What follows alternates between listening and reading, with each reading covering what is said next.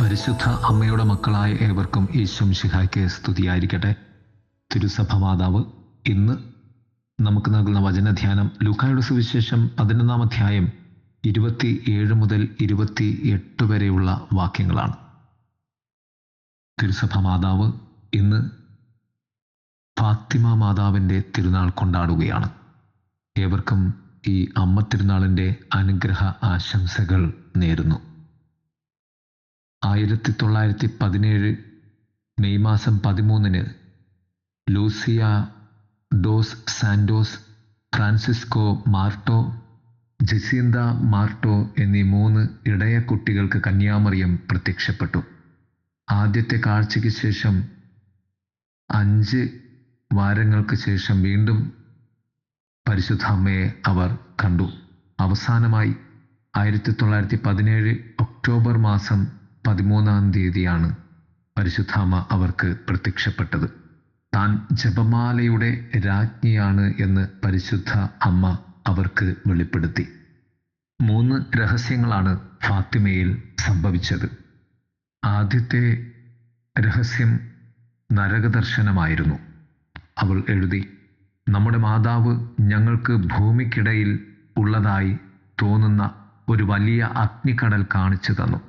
ഭൂതങ്ങളെ ഭയപ്പെടുത്തുന്നതും വെറുപ്പുളവാക്കുന്നതുമായ ഭയങ്കരവും അജ്ഞാതവുമായ മൃഗങ്ങളോടുള്ള അവരുടെ സാദൃശ്യത്താൽ വേർതിരിച്ചറിയാൻ കഴിയും. എല്ലാം കറുപ്പും സുതാര്യവുമാണ്. ഈ ദർശനം ഒരു നിമിഷം നീണ്ടുനിന്നു. ആദ്യ പ്രത്യക്ഷത്തിൽ തന്നെ നമ്മെ സ്വർഗത്തിലേക്ക് കൂട്ടിക്കൊണ്ടു പോകുമെന്ന് വാഗ്ദാനം ചെയ്ത് നമ്മെ ഒരുക്കി നമ്മെ ദൈവത്തിൻ്റേത് ആക്കും എന്ന് പറഞ്ഞ പരിശുദ്ധ അമ്മയോട് നമുക്ക് നന്ദിയുള്ളവരായിരിക്കാം. രണ്ടാമത്തെ രഹസ്യം ദർശനം 1-ാം ലോക മഹായുദ്ധത്തിൻ്റെ അവസാനവും 2-ാം ലോക മഹായുദ്ധത്തിൻ്റെ സാധ്യതയും പ്രവചിച്ചു. തൻ്റെ ഓർമ്മക്കുറിപ്പുകളിൽ ലൂസിയ മേരി പറഞ്ഞത് ഇപ്രകാരമാണ്: യുദ്ധം അവസാനിക്കാൻ പോകുന്നു, എന്നാൽ ആളുകൾ ദൈവത്തെ വ്രണപ്പെടുത്തുന്നത് അവസാനിപ്പിച്ചില്ലെങ്കിൽ 13-ാം പിയൂസ് മാർപ്പാപ്പയുടെ പൊന്തിഫിക്കേറ്റ് സമയത്ത് അതിലും മോശമായ ഒന്ന് പൊട്ടിപ്പുറപ്പെടും എന്ന്. അജ്ഞാതമായ വെളിച്ചത്താൽ പ്രകാശിക്കുന്ന ഒരു രാത്രി നിങ്ങൾ കാണുമ്പോൾ യുദ്ധം, ക്ഷാമം, സഭയുടെയും വിശുദ്ധരുടെയും പീഡനങ്ങൾ എന്നിവയിലൂടെ ലോകത്തെ അതിൻ്റെ കുറ്റകൃത്യങ്ങൾക്ക് ശിക്ഷിക്കാൻ പോകുന്നുവെന്നതിന് ദൈവം നിങ്ങൾക്ക് നൽകിയ മഹത്തായ അടയാളമാണിതെന്ന് മനസ്സിലാക്കുക എന്ന് അവൾ എഴുതി വച്ചു. 2000 മെയ് 13 രഹസ്യത്തിൻ്റെ 3-ാം ഭാഗം വെളിപ്പെടുത്തി. വെള്ളവസ്ത്രം ധരിച്ച ബിഷപ്പിൻ്റെ കഥയായിരുന്നു അത്. ജോൺ പോൾ രണ്ടാമൻ മാർപ്പാപ്പയെ വധിക്കാനുള്ള ശ്രമത്തിൻ്റെ മുന്നോടിയാണ് ഇതെന്ന് വിശ്വസിക്കപ്പെടുന്നു. 1981 മെയ് 13 വധശ്രമത്തിന് ശേഷം ജോൺ പോൾ രണ്ടാമൻ മാർപ്പാപ്പ ലൂസിയയ്ക്ക് എഴുതി ബുള്ളറ്റിൻ്റെ പാതയെ നയിച്ചത് അമ്മയുടെ കൈകളാണെന്നും തൻ്റെ വേദനയിൽ മരണത്തിൻ്റെ പടിവാതിൽക്കൽ നിന്നും തന്നെ രക്ഷിച്ചതും അമ്മയാണ് എന്ന് വിശുദ്ധ ജോൺ പോൾ മാർപ്പാപ്പ പ്രസ്താവിച്ചു. പിന്നീട് അദ്ദേഹം ഫാത്തിമയിലേക്ക് ഒരു തീർത്ഥാടനം നടത്തി.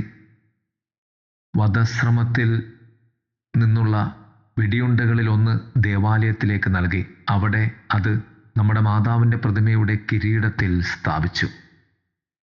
പ്രിയമുള്ളവരെ, പരിശുദ്ധ അമ്മ നമുക്ക് നൽകുന്ന സർവ ദർശനങ്ങളിലുമുള്ള ആത്യന്തികമായ സത്യം നാം ദൈവത്തിൻ്റെതാകുവാൻ, സ്വർഗത്തിൻ്റെതാകുവാൻ, രക്ഷിക്കപ്പെടുവാൻ, പാപത്തിൽ നിന്നും നരകത്തിൽ നിന്നും മോചിപ്പിക്കപ്പെടുവാൻ വേണ്ടിയുള്ള അമ്മയുടെ പ്രാർത്ഥനയാണ്.